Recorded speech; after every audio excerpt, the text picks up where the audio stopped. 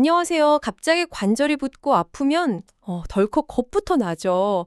그냥 좀 무리했나 단순 염증이겠거니 했는데 이게 세균이나 뭐 다른 미생물 감염 때문일 수도 있다는 사실 혹시 생각해 보셨나요? 오늘 저희가 함께 좀 깊이 파고들 주제가 바로 이 감염성 관절염입니다. 원인부터 진단, 치료까지 핵심 정보를 같이 살펴보겠습니다. 저희가 받은 자료들을 보니까요, 이 감염성 관절염이라는 게 와, 정말 원인이 다양하더라고요. 흔히 아는 포도상구균부터 시작해서 결핵균, 곰팡이, 심지어 바이러스까지 원인이 될 수 있다니 좀 놀랍죠. 특히 자료들에서 공통적으로 강조하는 게 급성 세균 감염 같은 경우엔 관절 연골이 며칠 만에도 손상될 수 있어서 그야말로 시간이 생명이다 이렇게 말하고 있습니다. 네, 맞습니다. 그래서 저희 의사들은 염증이 생긴 관절을 보면요, 항상 이 감염 가능성을 먼저 딱 염두에 두고 좀 빠르게 움직여야 합니다. 오늘 이 시간 청취자 여러분께서 보내주신 이 자료들을 토대로 해서 어떤 종류의 감염성 관절염이 있는지, 또 진단은 어떻게 하는지, 그리고 가장 효과적인 치료는 뭔지 꼭 알아야 할 핵심들만 명확하게 짚어드리겠습니다. 궁금했던 점들을 오늘 좀 시원하게 풀어가시죠. 좋습니다. 그럼 바로 본론으로 들어가 볼까요? 가장 먼저 궁금한 건 역시 진단인데요. 이게 감염인지 아닌지 어떻게 딱 알아낼 수 있나요? 자료를 보니까 관절에서 액체를 뽑아서 검사하는 거, 그 관절 천자가 기본 중에 기본이라고 하던데요. 네, 바로 그겁니다. 관절액. 그러니까 관절 안에 차 있는 액체를 뽑아서요.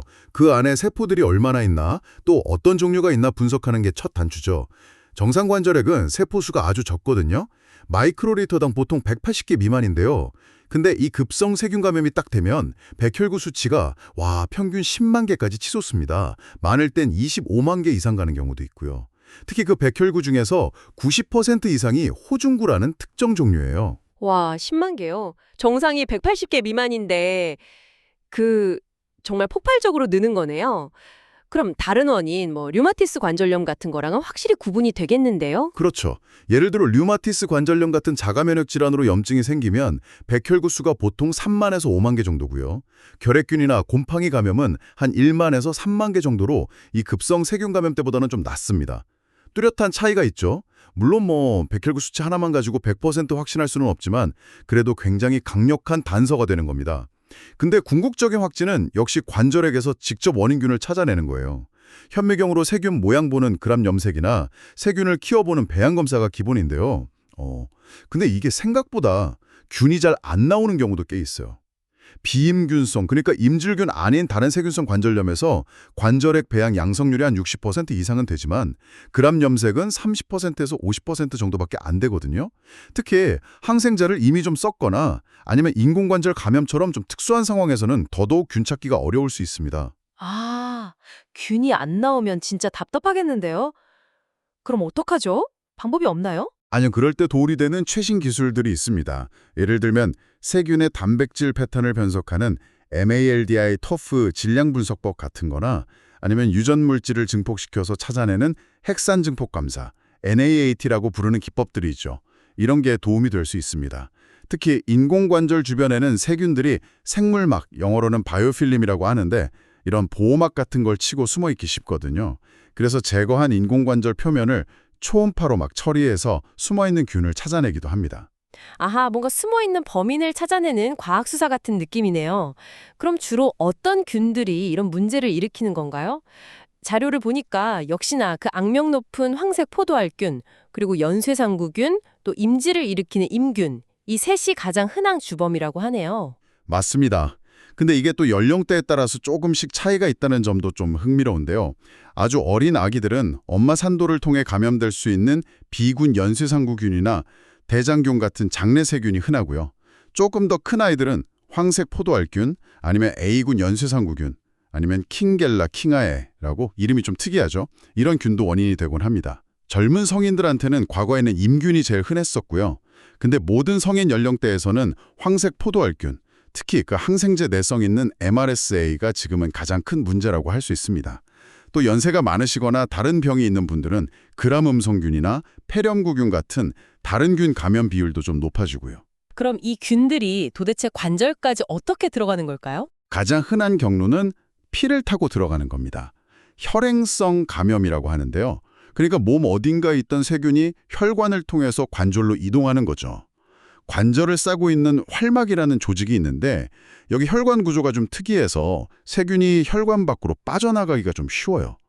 일단 세균이 도착하면 염증 반응이 막 시작되고 백혈구들이 몰려들죠.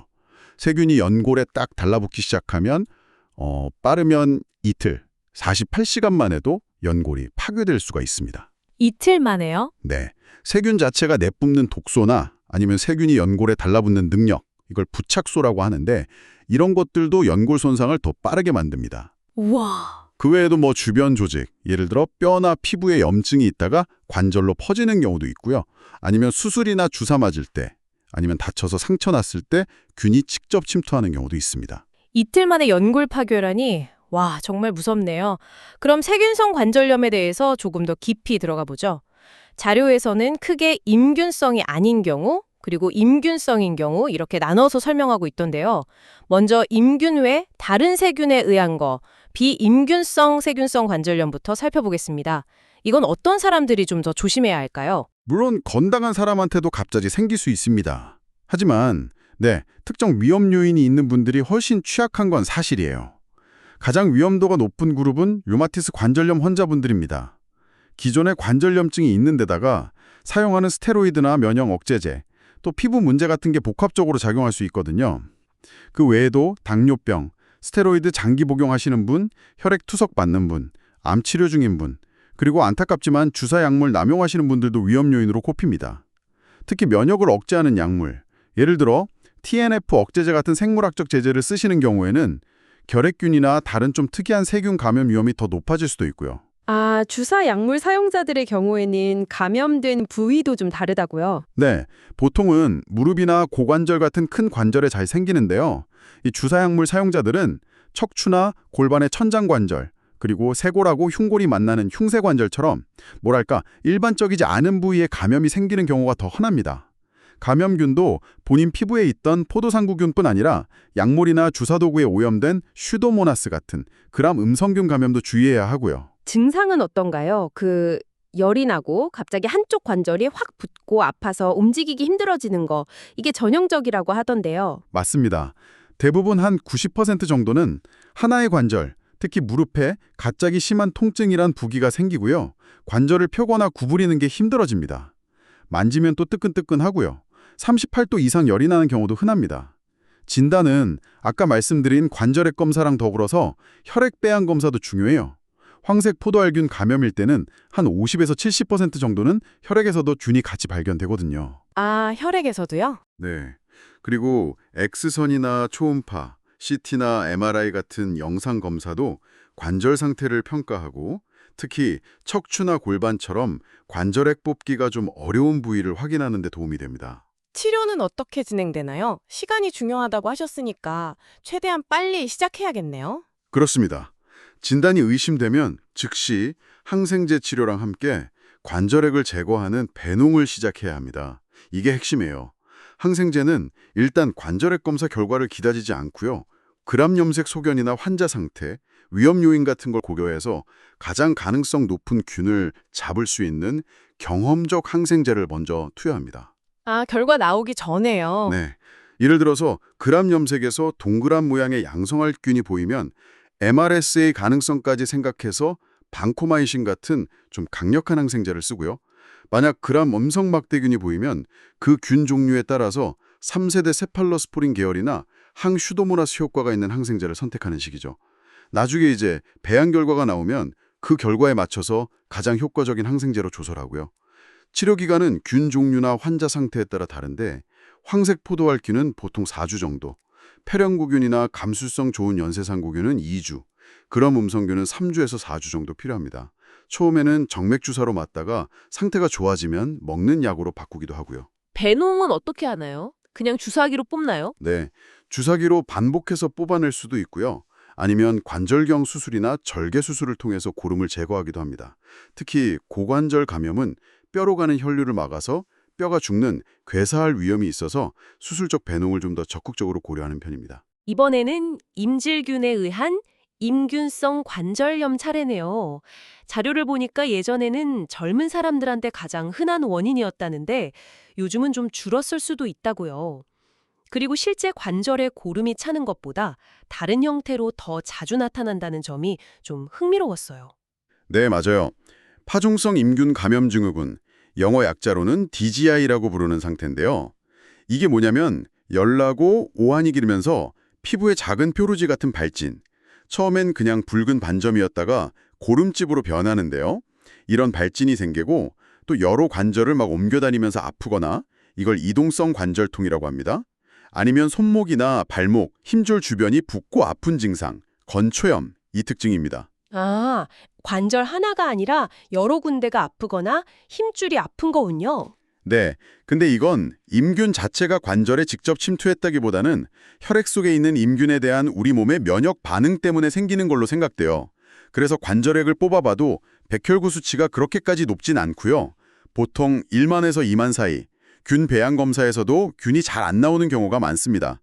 혈액 배양 양성률도 45% 미만이고요. 그럼 진단이 더 까다롭겠는데요. 어떻게 확진하죠? 할 수 있는 곳, 예를 들면 요도나 자궁경부, 직장, 목구멍, 인두 같은 점막 부위에서 검체를 채취해서요. 특수배지, 세이얼 말틴 배지에 배양하거나 아니면 아까 말씀드린 핵산 증폭 검사, NAAT를 하는 것이 진단에 결정적입니다.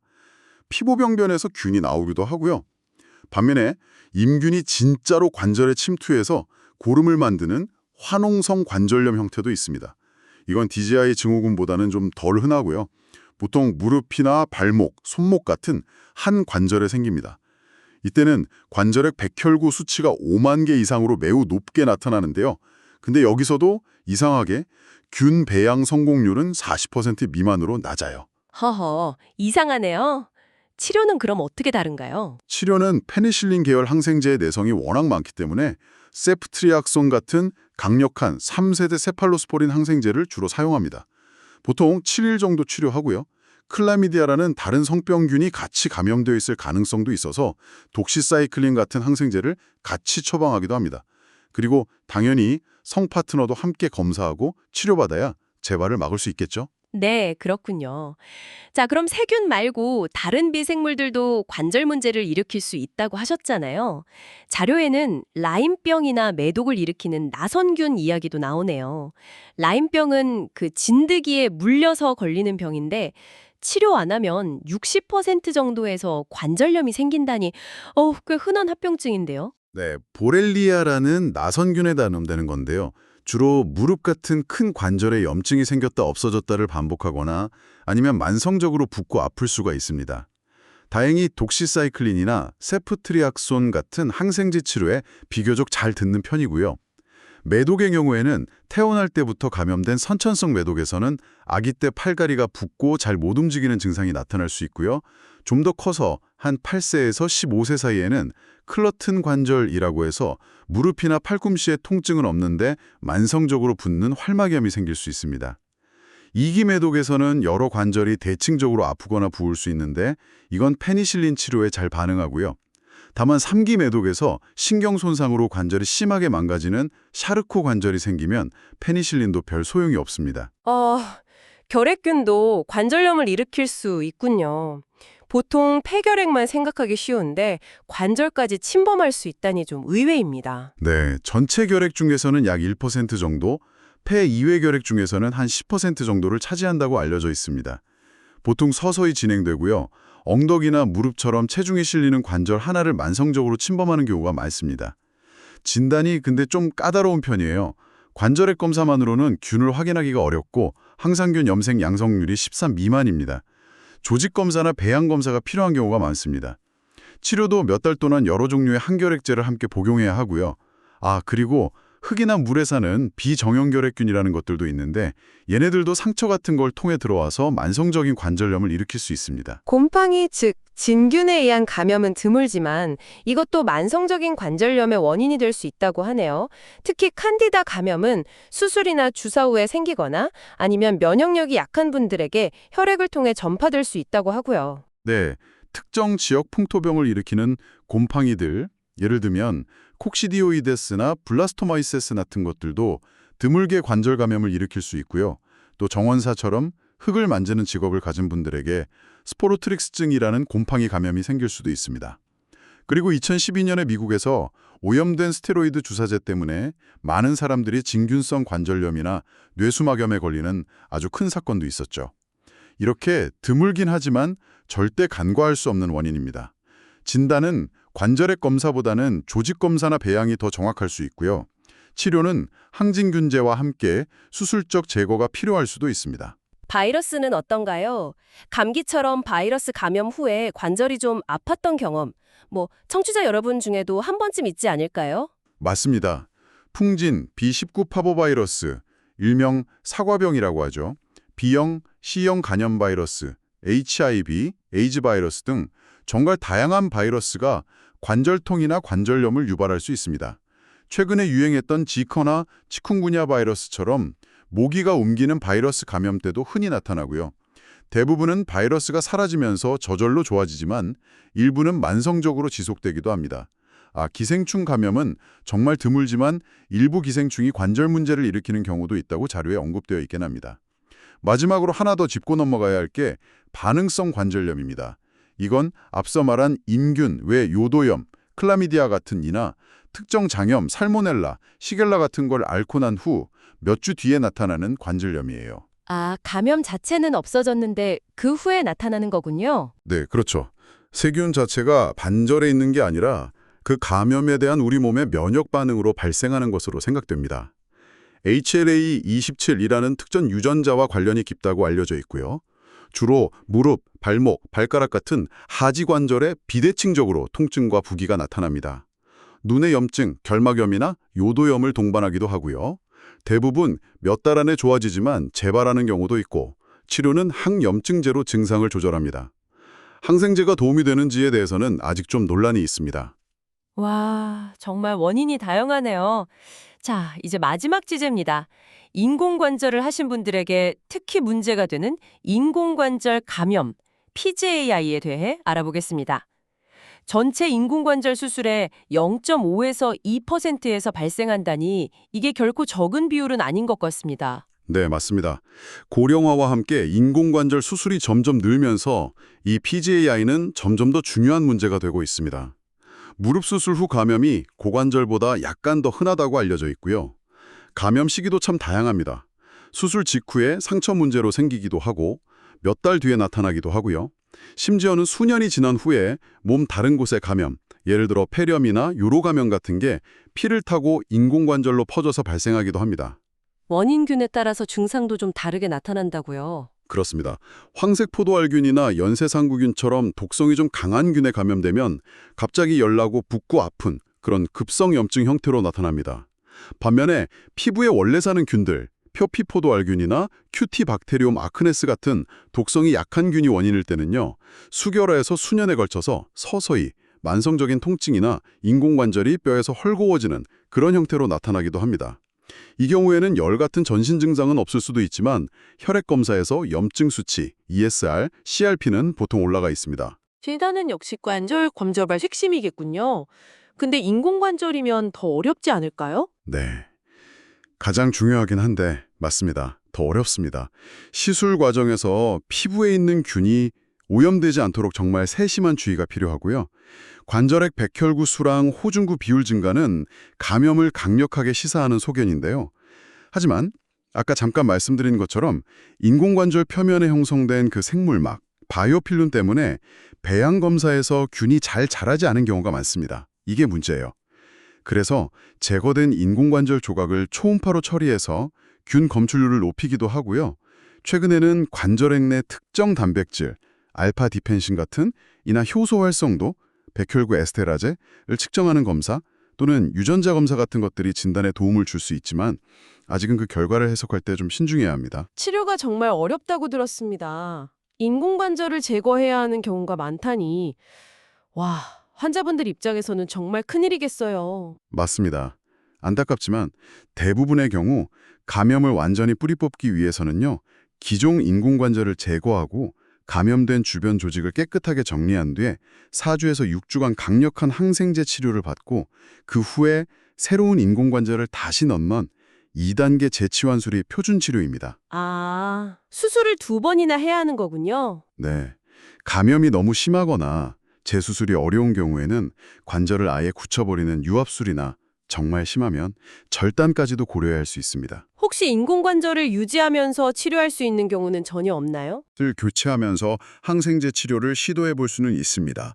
이걸 DAIR, Debridement Antibiotics and Implant Retention이라고 부르는데요. 특히 포도상구균 감염에서 리팜핀이라는 항생제를 다른 약과 함께 사용하면 그 바이오필름 속 균에도 효과가 있어서 인공관절을 살리는 성공률을 좀 높일 수 있다는 연구 결과도 있습니다. 하지만 여전히 재발 위험은 남아 있습니다. 그래서 정말 무엇보다 예방이 중요합니다. 수술 전에 당뇨나 류마티스 관절염 같은 위험 요인을 잘 조절하고 피부에 포도상구균을 가진 경우 미리 치료하고요. 수술 중에는 철저한 소독과 예방적 항생제 사용, 그리고 아주 청결한 수술 환경 유지가 필수적입니다. 수술 후에도 몸 다른 곳에 감염이 생기지 않도록 관리해야 하고요. 그리고 과거에는 치과 치료나 비뇨기과 시술 전에 예방적으로 항생제를 쓰기도 했는데요. 최근에는 그 효과에 대한 근거가 좀 부족해서 대부분의 경우에는 권장하지 않습니다. 아, 예전에 썼었군요. 네, 다만 면역력이 아주 약한 환자분들이나 일부 고위험군에서는 의사랑 상의해서 결정할 수는 있습니다. 네, 오늘 감염성 관절염이라는 주제에 대해 정말 깊이 있게 파고들어 봤습니다. 정리하자면 원인균이 정말 매우 다양하고 특히 세균 감염은 시간과의 싸움이라는 점, 진단이 생각보다 까다로울 수 있다는 점, 그리고 인공관절 감염은 치료가 복잡하고 예방이 무엇보다 중요하다는 것을 알 수 있었습니다.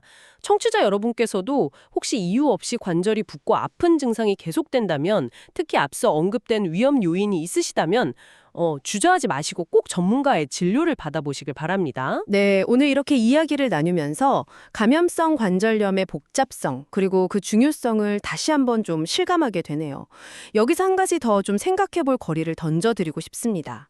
항생제에 대한 내성은 점점 커지고 인공관절 수술은 계속 늘어나는 이 시대에 미래의 감염성 관절염, 특히 인공관절 감염을 막고 치료하기 위한 전략은 과연 어떻게 발전해 나가야 할까요? 또한 당뇨병이나 류마티스 관절염처럼 몸 전체의 건강 상태가 이 관절 감염 위험과 얼마나 밀접하게 연결되어 있는지를 생각해 보면 평소 자신의 건강을 잘 관리하는 것이 결국 관절 건강을 지키는 데 얼마나 중요한 첫걸음이 될 수 있을지 한 번쯤 고민해 보시면 좋겠습니다.